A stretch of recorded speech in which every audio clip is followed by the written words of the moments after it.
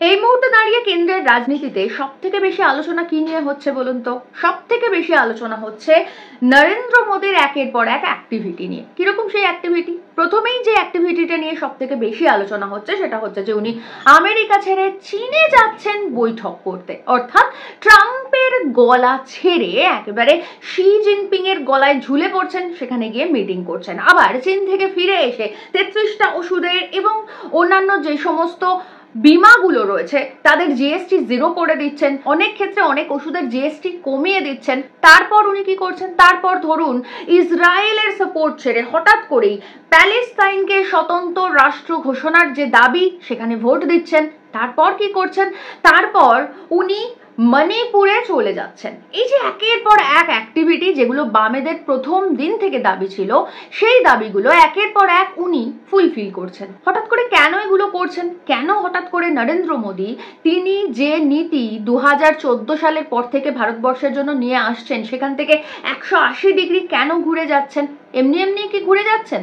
না, এমনি এমনি ঘুরে যাচ্ছেন না। এই যে এত কিছু উনি করছেন, এগুলোকে এমনি এমনি করছেন না, এমনি এমনি উনি করছেন না। আমরা যদি একটুখানি ভারতবর্ষের রাজ্যের রাজনীতিগুলোর দিকে তাকাই তাহলে দেখব আগামী বছর বেশ কয়েকটা রাজ্যে ভোট রয়েছে। সেখানে মানে সেই রাজ্যগুলোর মধ্যে একমাত্র আসাম ছাড়া বাকি আর কোথাও এই মুহূর্তে ক্ষমতায় বিজেপি নেই এবং দূর দূর পর্যন্ত আসার কোনো সম্ভাবনাও নেই। কোন কোন রাজ্যে ভোট রয়েছে? আমরা যদি পুদুচেরিটাকে বাদও দিই, কারণ পুদুচেরিটা আমরা জানি একেবারে ওইটা কেন্দ্রীয় শাসিত অঞ্চল থেকে জাস্ট একটা রাজ্য হয়েছে, খুবই ছোট রাজ্য, সেভাবে কেন্দ্রের রাজনীতিতে কোনো প্রভাব ফেলে না। তো আমরা পুদুচেরিটাকে বাদ দিতে পারি। আসামটা নিয়ে আসছি পরে কথা বলতে। আসামটা যেহেতু বিজেপি শাসিত রাজ্য তাই ওটাকেও সাইডে রাখছি। তাহলে আমরা কি কি নিয়ে কথা বলবো? আমরা কথা বলবো প্রথমেই পশ্চিমবঙ্গ, তারপর কেরালা, তারপর তামিলনাড়ু। এই রাজ্যগুলোর মধ্যে প্রথমেই আমরা আলোচনা করি পশ্চিমবঙ্গ নিয়ে, যেটা আমাদের নিজেদের রাজ্য। তাই পশ্চিমবঙ্গ নিয়ে যদি আমরা কথা বলি তাহলে দেখবো এখানে বিজেপি কখনোই ক্ষমতায় আসতে পারবে না। কেন ক্ষমতায় আসতে পারবে না? কারণ পশ্চিমবঙ্গের 294টা আসনের মধ্যে 92টা আসনের সংখ্যালঘু ফ্যাক্টর। এখানে প্রায় 15% থেকে 75% পর্যন্ত সংখ্যালঘু ভোট রয়েছে, আর সংখ্যালঘুরা বিজেপিকে ভোট দেবে না। অর্থাৎ বিজেপি পশ্চিমবঙ্গে খাতাটা খোলে, মানে শুরু করে, খেলাটা শুরুই করে 92টা আসন মাইনাস করে, অর্থাৎ 202টো আসনে ওরা লড়াই করে। তাই ওদের পক্ষে কখনোই এই 202টো আসনে লড়াই করে ম্যাজিক ফিগারে পৌঁছানো সম্ভব নয়। আর সেই কারণের জন্য ওরা মমতা ব্যানার্জিকে এখানে শিখণ্ডি খাড়া করে রেখেছে। কারণ বিজেপি এটাও জানে যে যদি ওরা কোনোভাবে কষ্ট করে ভোট চুরি করে বা কেনা বেচা করে পয়সা খাইয়ে ক্ষমতায় এসেও যায়, তাহলে এ রাজ্যে বামেরা ওদের কাজের যেভাবে বিরোধিতা করবে তাতে ওদের পক্ষে সার্ভাইভ করা সম্ভব নয়। অর্থাৎ সেক্ষেত্রে কি দাঁড়াচ্ছে? সেক্ষেত্রে দাঁড়াচ্ছে প্রথমেই পশ্চিমবঙ্গটা মাইনাস। এবার আমরা যদি কেরালা দেখি তাহলে কেরালায় আমরা জানি যে কোনোদিনই বিজেপির সেভাবে প্রভাব নেই। লোকসভায় বোধহয় একটা কোনো রকমে পেয়েছে এত বছর পর, কিন্তু বিজেপি কেরালায় খাতাই খুলতে পারে না। কেরালায় স্বাধীনতার পর থেকেই একবার লেফট জোট এলডিএফ আর একবার কংগ্রেস জোট ইউডিএফ আসে। তো একমাত্র এই গতবারে 2টো টার্ম পর পর এলডিএফ কেরালায় এসে গেছে। মানে কোভিডের সময় লেফটের কাজ বামেদের কাজ এতটাই ভালো ছিল, সেই কারণের জন্য লেফট দুবার পর পর ব্যাক টু ব্যাক এসে গেছে এই কেরালাতে। তো সেক্ষেত্রে এবারে ইউডিএফ অর্থাৎ কংগ্রেসের যে জোটটা সেটা আসার সম্ভাবনা প্রবল। আর আমরা জানি রাহুল গান্ধী কিভাবে আদা জল খেয়ে লেগে পড়েছেন কেরালার জেতার জন্য, মানে কেরালার বিধানসভাটা জেতার জন্য। সেক্ষেত্রে কেরালাটা মোটামুটি ভাবে মাইনাসই ধরে নিতে হবে। কেরালায় বিজেপির অন্তত পক্ষে বিধানসভা ভোট জেতা সম্ভব নয়। এবার আসি তামিলনাড়ুর কথায়। তামিলনাড়ুতেও সেই একই ব্যাপার, ডিএমকে লেফট কংগ্রেস জোট রয়েছে ওখানে এবং সেই জোট খুব সফলভাবে ওখানে কাজ করছে। সুতরাং সেখানেও বিজেপির আসার কোনো সম্ভাবনা এই মুহূর্তে দাঁড়িয়ে মানে তামিলনাড়ুতে অন্তত পক্ষে নেই। আমরা যদি দেখি তাহলে দেখবো গোটা সাউথটাতেই বিজেপির দূর দূর পর্যন্ত কোনো সম্ভাবনা নেই, আর তামিলনাড়ুতে তো এই মুহূর্তে নেই। আর সেই কারণের জন্য মাত্র কয়েকদিন আগে আমরা দেখেছি একজন সুপারস্টারকে ওখানে পুট করাতে হয়েছে এই যে ডিএমকে কংগ্রেস এবং সিপিআইএম এর যে জোট রয়েছে সেই জোটের ভোট কাটার জন্য। কিন্তু তারপরেও সেই সুপারস্টার কতটুকু প্রভাব ফেলতে পারবেন অন্ততপক্ষে দক্ষিণ ভারতের মানুষের কাছে সে নিয়ে যথেষ্ট প্রশ্নচিহ্ন রয়েছে। আর তাই তামিলনাড়ুতে খাতা খোলার মতন কোনো পরিস্থিতি কোনো সম্ভাবনা এই মুহূর্তে দাঁড়িয়ে বিজেপির নেই।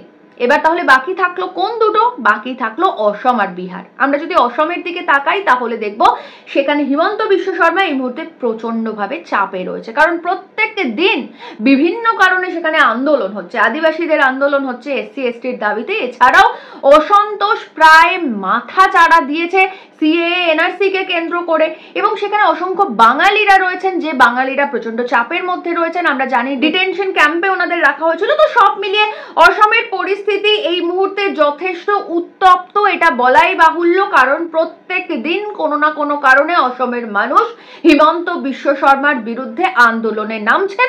সেক্ষেত্রে ভোটের মাত্র কয়েক মাস বাকি, আর সেই জায়গায় দাঁড়িয়ে এই মুহূর্তে হিমন্ত বিশ্ব শর্মার বিরুদ্ধে যে তীব্র ক্ষোভ তৈরি হয়েছে আসামের মানুষের মনে, সেক্ষেত্রে বিজেপি কিন্তু যথেষ্ট চাপের মধ্যে রয়েছে। তাহলে হাতে আর কি রইল? বিহার। আর বিহারটা এই মুহূর্তে সব থেকে বেশি ক্রুশিয়াল, কারণ আর হাতে মাত্র বোধহয় 1 মাস রয়েছে। এটা সেপ্টেম্বর চলছে, নভেম্বরে বোধহয় এই বিহারের ভোটটা।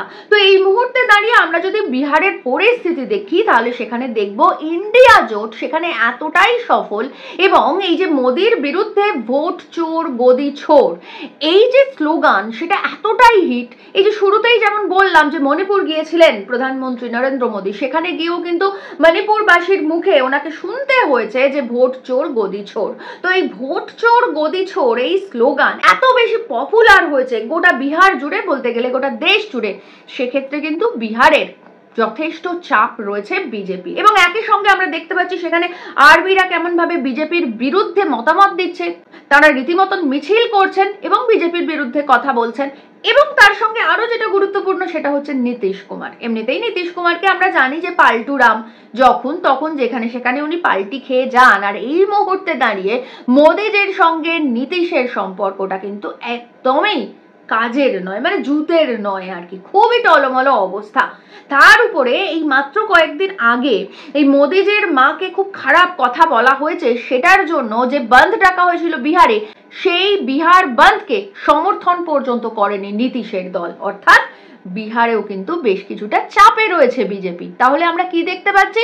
পশ্চিমবঙ্গে খাতা খোলার কোনো সম্ভাবনা নেই, তামিলনাড়ুতে তো হচ্ছেই না, কেরালাতেও কোনো সম্ভাবনা নেই। তার সঙ্গে আসাম এবং বিহারে যেরকম ভাবে বিক্ষোভ দেখা দিয়েছে, মানুষ যেভাবে ক্ষেপে উঠেছে, সেক্ষেত্রে এই যে কটা রাজ্যে ভোট রয়েছে সামনে, সেই কটা রাজ্যেই কিন্তু বেশ খানিকটা চাপে রয়েছে বিজেপি। আর সেই কারণের জন্যই বামেরা প্রথম দিন থেকে বলেছিল মার্কিন সাম্রাজ্যবাদ নিপাত যাক। আমরা জানি পণ্ডিত নেহেরুর যে পররাষ্ট্র নীতি ছিল, পঞ্চশীল নীতি, যে নীতি ভারতবর্ষে এখনো পর্যন্ত সব থেকে বেশি পররাষ্ট্র নীতির ক্ষেত্রে সফল নীতি, সেই নীতি কোনোদিনও মানেনি যে মোদিজি, সেই মোদিজি এখন পররাষ্ট্রনীতি, পঞ্চশীল নীতি এবং বামেদের মার্কিন সাম্রাজ্যবাদ নিপাত যাক নীতি সমস্ত কিছু মেনে নিয়ে চীনে যাচ্ছেন।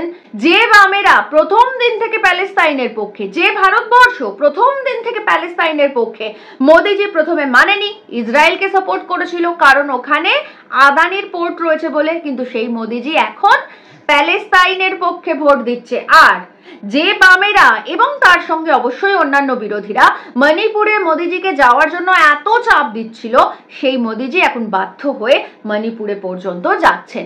অর্থাৎ ভারতবর্ষকে চিনতে, ভারতবর্ষ সঠিকভাবে পরিচালনা করার জন্য এবং পররাষ্ট্রনীতির সঠিকভাবে প্রয়োগ করার জন্য মোদিজির মাত্র 11টা বছর লাগলো।